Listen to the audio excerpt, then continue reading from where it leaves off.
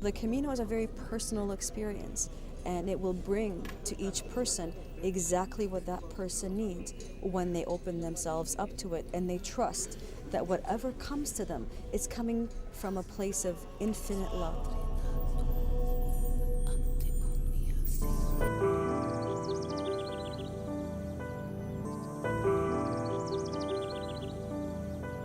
Maybe this was a test for me to see whether I could trust that the Camino and the eagle feather would really protect me.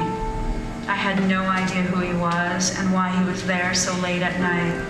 Regardless, I had to make a decision to let him in or not. In that split second, he saw me. Our eyes connected.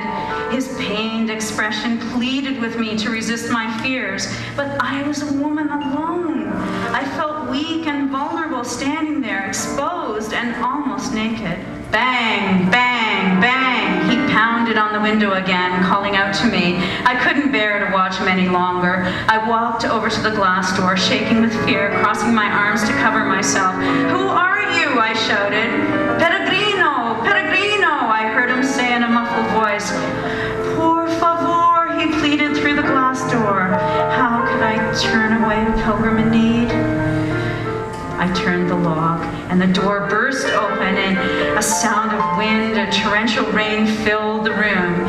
He immediately stepped inside, and I quickly shut the door behind him. He stuck out his hand and introduced himself.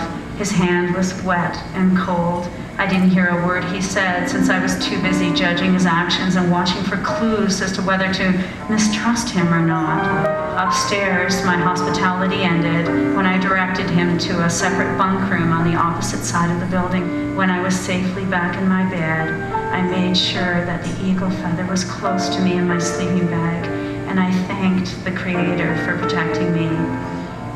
I lied there awake in the darkness for what seemed like hours, listening to his restless movements on the other side of the room. The next morning, I got up early, packed, and went downstairs to eat. I was enjoying some tea and an orange when the disheveled pilgrim came down the stairs in his underwear and a t-shirt. He told me his name was Jose. When I finally dared to look into his eyes, I realized I had nothing to fear. He was a pilgrim just like me. He kept thanking me and bowing his head forward to show his appreciation for letting him in. He talked excitedly while helping me to put my backpack on. We hugged and kissed on each cheek and then said goodbye. All alone, I had faced my fear of being raped or murdered, and now I felt completely at peace with myself. I had learned to trust.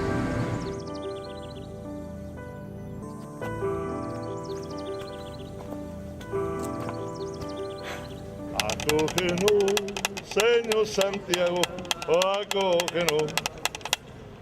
Acógenos, Señor Santiago, acógenos. En el camino a Compostela, Señor Santiago, acógenos.